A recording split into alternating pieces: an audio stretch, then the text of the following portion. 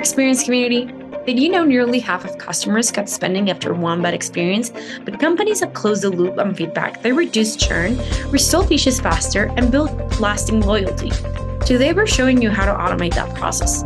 You'll learn to set up automated ticketing workflows that flag at-risk customers and triggers immediate action, so you can win them back before you lose them. The inner loop is about individual follow-up. While often used in CX for immediate issue resolution, the systematic engagement can also be applied to employee feedback for manager coaching and learning.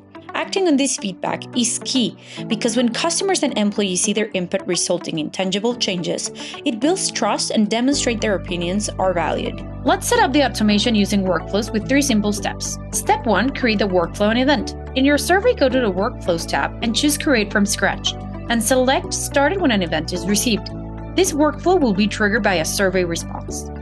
The second step would be to add the logic. Click Add a Decision and select the conditions on the plus sign below the event.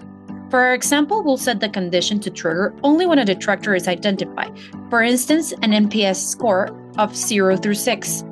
Step 3, add the ticket task. Click the plus sign and search for tickets to add the Create Ticket task. Now we configure the ticket.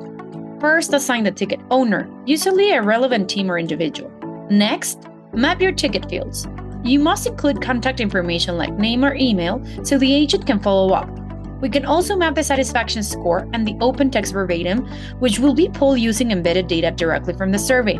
You can add as many ticket data as necessary to include context that would allow the agent to personalize the experience for each customer. For example, we can add frequent flyer number or flyer name. Crucially, you can also request follow-up questions for the agent to answer, such as how could the experience have gone better, how did you reach out via email or phone, or what root cause was found, and add the different root cause categories you will be tracking. This ensures continuous learning.